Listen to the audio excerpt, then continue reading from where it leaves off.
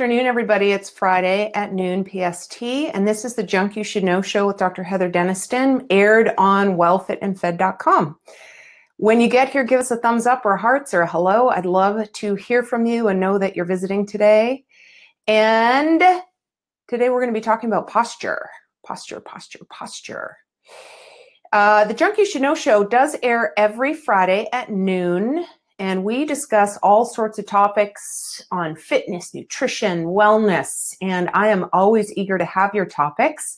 So if you have any ideas, please send them my way, because eventually I'm going to run out of ideas. So we want this to keep going. So send them over. Just post them on the Facebook page at wellfitandfed.com. I'd love to hear from you.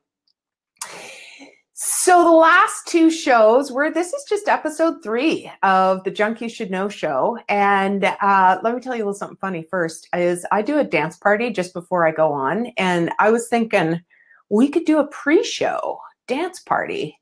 And anybody who wants to come, I'll just turn the camera on and we can all put the same song on Spotify and have a little dance party. Who wants to do that with me? Show of hands. Excellent.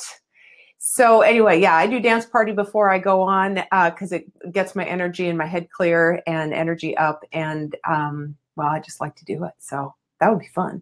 But we did 2 shows already. And the first show was with Dr. Laura Foster. And that was awesome. That was tools you should know, tools that are cool in the kitchen to make you look like a rock star. That was a really good show. Hello, whoever just checked in. Second show was with Corey Moore of iTry365.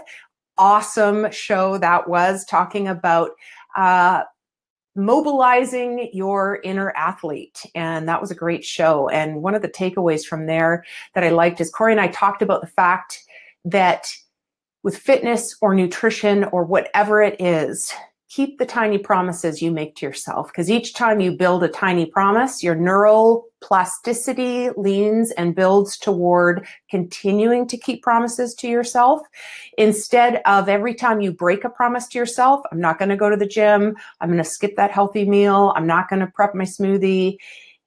Your neural plasticity builds towards not keeping promises to yourself. So remember that.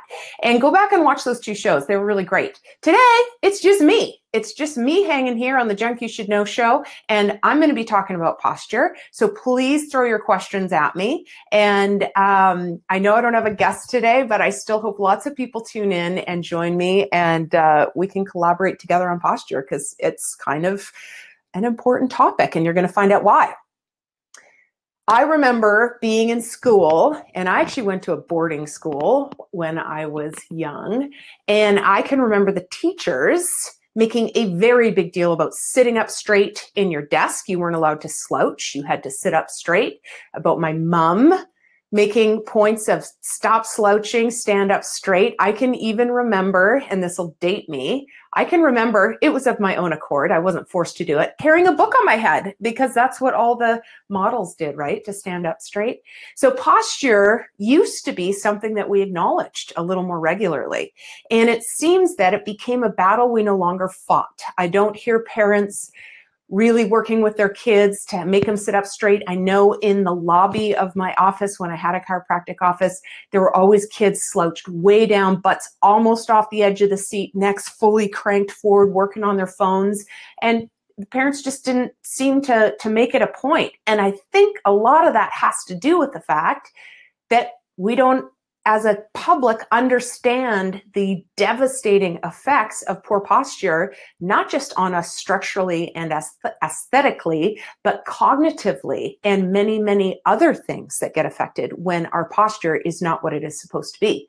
So that's what we're going to cover today. We're going to just cover a little background on posture and the effects poor posture can have on our body. And then we're going to get to the hacks. We're going to get to a few hacks to correct your posture, to preserve your posture, because as we age, it just gets harder and harder and harder to maintain that if we don't work on it earlier in life. So welcome who's ever here. The 3 of you who just checked in, I love to see you. Please say hello, give me a hearts or a thumbs up. Let me know that you are present and listening, and let me know if you have any questions as we go along. But we're going to jump right into the content. So why is posture a problem? Well, let's start with structure. So when we stand up straight, if you picture a skeleton, and we all know what a skeleton looks like, there is the shoulder girdle of bones, right? Your collarbones and your scapula and your arms, and they hang off. And then there's your hips too, right? That your legs hang off. Well, those are all meant to hang off an upright structure. And when that structure becomes bending forward, as many of us do, head too far forward from looking at a computer all day, shoulders rounded, here's what happens. All the muscles, all the tissues, all the nerve tissue gets into a different position, and it's no longer hanging off the skeleton like a hanger. It's having to hold itself up. And that is fatiguing and weakening and quickly accelerates degenerative change in the shoulders, the neck, and all of that nerve tissue that exits the neck area. So when we roll that shoulder forward, you can see the shoulder blades come out to the sides of the body. There's a lot of compression here. Sorry, I keep hitting my mic. Shortening of pectoral muscles, which means that it further forces us into this position. And all of that really, really important nerve tissue that comes out all gets crunched and is now not properly hanging off the shoulder girdle or the axial skeleton, but it's having to hold itself up with the muscle tissue and with integration that's not supposed to be happening. So that's number one. Number two is neural capacity. So poor posture structurally, we get it.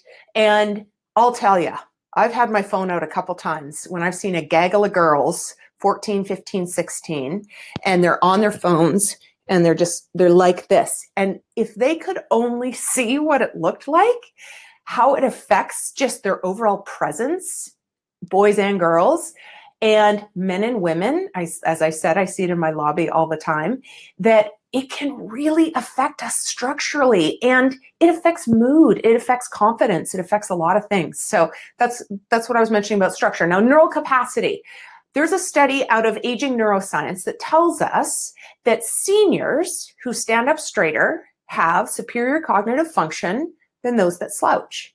And that's just one study. There are actually quite a few studies coming out that talk about the relationship between posture and cognition, posture and mental function, posture and short-term memory. There are so many connections there that we didn't originally know, that posture now becomes not just a structural thing to work on, but if we want our brains to keep working optimally, then standing up straight is a component of that, okay? There was another study. Oh, I'm so glad there's lots of people here today. Another study in the Journal of Physiotherapy Science that connects proprioception now and posture. So if you have poor posture, your proprioception goes down, and that is just a big word to describe for you how you perceive what's going on around you in space. It's all your sensors that give information to the brain. And so when you are poor posture, that is not working optimally. And so literally you are taking in your world and environment in a less optimal way. So posture has all sorts of bad effects: structure, cognition, all sorts of neural things, deconditioning and muscle patterns. So the longer we stay in this position, the more hours a day we're in that position, the more our body learns that, oh, this is normal. It becomes more and more difficult to correct. We get weakened and deconditioned muscle tissue, and then a cascade of other issues can occur as a result of that. So I don't want to spend all our time today on the science behind why poor posture sucks. I want to talk about the ways we can correct it. And I think that's why you guys are tuning in today. So we're going to jump right into that. I'm going to just scroll down a little bit because I think there is one question already. Okay, good. If there's a question, just tap it in the comments and I'll try to get to it before the end of the show. Okay, posture hacks. Okay, here's a big one. Are you ready? Have you got a pen and some paper? Okay. Stand up straight. I know, it's ingenious, right? But constantly be thinking about standing up straight. Put yourself in environments that force you to stand up straight. That means maybe opt for a dining room chair instead of the couch. Maybe choose to stand up at one of the bar stool height places to wait at your airport gate. Maybe choose a standing workstation instead of a sitting station. Look for opportunities in your day where you can challenge your posture against gravity and keep it nice and strong. So that's number one, stand up straight. Number two, look for opportunities to support posture, not ruin it. Now, I want to talk briefly about a couple things that are out there. Get asked about regularly. One is the posture shirt that you can put on that kind of pulls your shoulders back. And then also there are some taping methods that physical therapists use to help inhibit some muscles that are firing too much and activate some muscles that aren't firing enough. And this can start to kind of train your brain to refire those proper postural muscles. Now, the shirt thing, I'm not necessarily a big fan of. I think anything that for long periods of time you're not challenging the body, you're kind of putting a cast on it, if you will. I don't necessarily think that's the greatest solution, but I think short-term taping by a qualified physical therapist, it really helped me. I was having some postural issues because I was leaning over patients all day. My shoulders were rounded. All the stress was coming on my shoulders because my skeleton was not holding up my shoulders. It was all muscular. So I had a physical therapist who taped my shoulders in such a way that it inhibited the muscles that were overfiring, activated the muscles that weren't firing, and very short term, it only took like a week or two, I was able to reintegrate some great training and exercises, take the tape off, and now my body could take off and work on posture on its own. So there's a place for it, okay? But you definitely want to look for opportunities to exemplify great posture and not continue to go down that rabbit hole of poor posture. Now, if you have children, I'm going to tell you, please pick this as a battle, okay? In their developmental years, their spines are still developing, their muscle patterns are still developing. If they are constantly in poor posture, their body is going to think of this as normal, and retraining it down the road is going to be so difficult. And as I said in the beginning, it is not just about structure. It's not just about having a slouchy teenager. His brain is not working in the same way as if he were standing straight. Okay, so just keep that in mind. Keep it as a battle that you fight, and maybe apply some of the hacks we're going to talk about with your kids. Okay, so stand up straight, look for opportunities to not ruin your posture. Chin tucks. Now we're getting down to it. Okay, I even put on my long stringy mic so that I could move around a little bit and actually show you some things.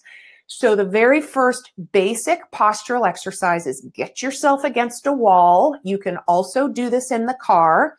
Get yourself against a wall. I want you to get your feet out a little bit so you don't fall forward.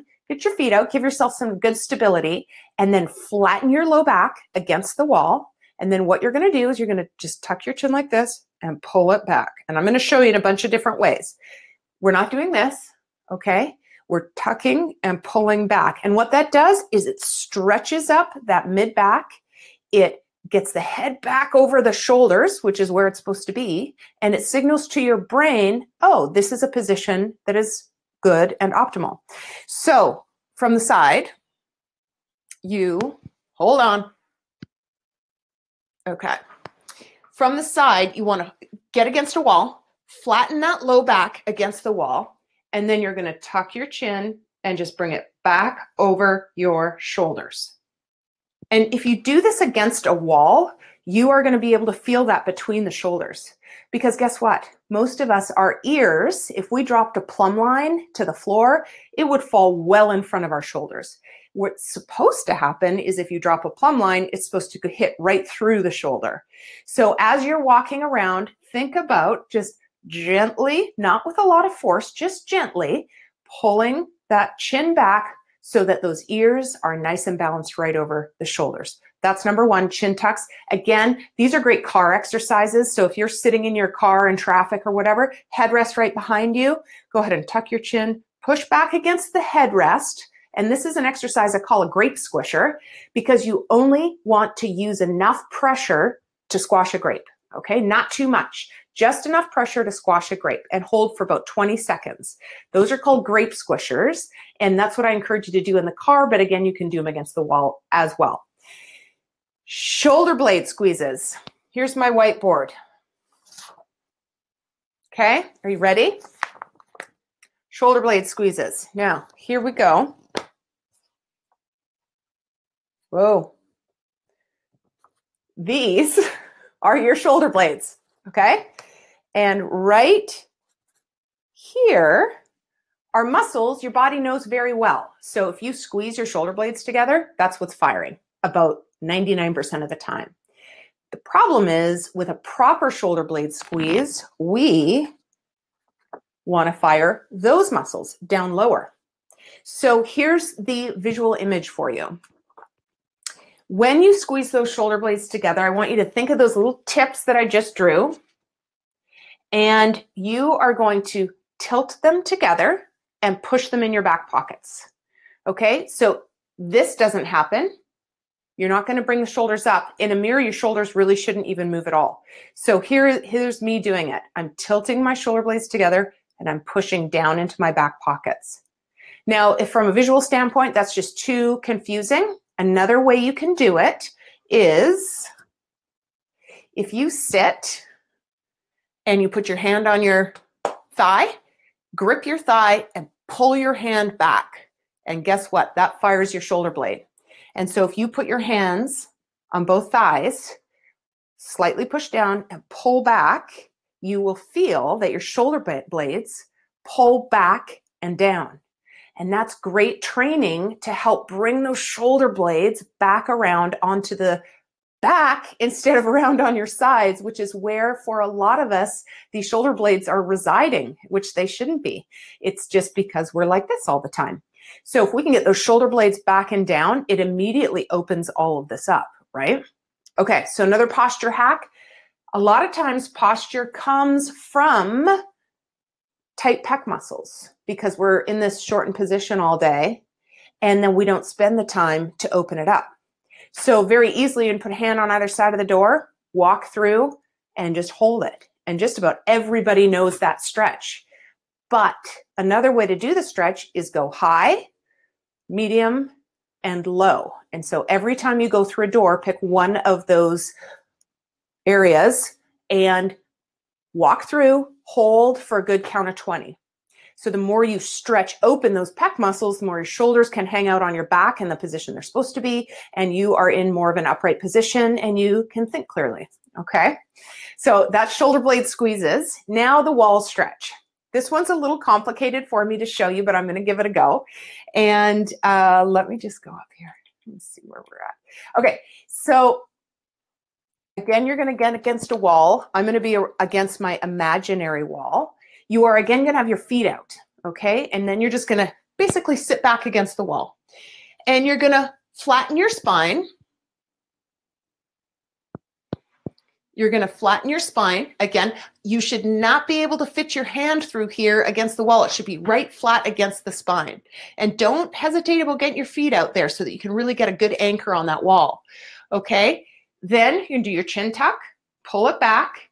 Now, a lot of people can't get their head right against the wall because they've been too far forward for too long. It's okay. Just keep trying to bring that chin back against the wall. Just do your best. Don't force it. You know, as soon as you feel a little something between your shoulder blades, then that's a good place to stop. Okay. So then you are, again, knees bent, feet out, flat back, chin tucked and back. That's our starting position. And here's what we do. We take our hands, put your elbows against the wall, and then you just breathe in and out. And in and out. That is an incredible exercise for strengthening the muscles underneath the shoulder blades. And so from the front view, I'm knees bent, feet out, butt and back against the wall, flatten my low back so I can't fit my hand in there.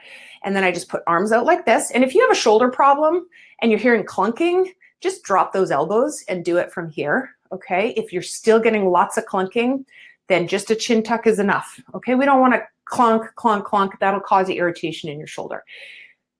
If you have healthy shoulders, arms out, and then I can't, the camera is backwards, so I'm like, which arm is too high there? Okay, elbows back against the wall, and then we breathe in and out. and breathe in and out. That is hilarious. Okay, so you want to do those wall stretches really regularly. If you sit at a desk, get up against that wall and do those wall stretches, 10 or 15 of them every few hours. And that, sometimes if I've been really hunched over and I get up and knock out 20 of those, I seriously come away feeling like now I'm just like this. Like, it's incredible how much it tightens and pulls everything back. So we talked about a basic chin tuck. We talked about basic shoulder blade squeezes. We talked about the wall stretch. So those are some options. We talked about grape squishers, pushing it against the car seat or the wall. And again, if you're too far out here and you have a hard time getting your head all the way back, do not dismay. Just keep practicing. And the other one that I wanted to tell you, because it's going to lead into the next thing, is thumbs up. Everybody thumbs up, elbows to your sides, and rotate out. And what does that do? Just pulls those shoulder blades together, doesn't it? That's a great way to kind of go, where should my shoulders blades be? And then you do this and you're like, that's where they need to be. And then you can relax your arms and kind of feel how the shoulder blades need to be engaged, and more on the spine, less on the outer rib cage.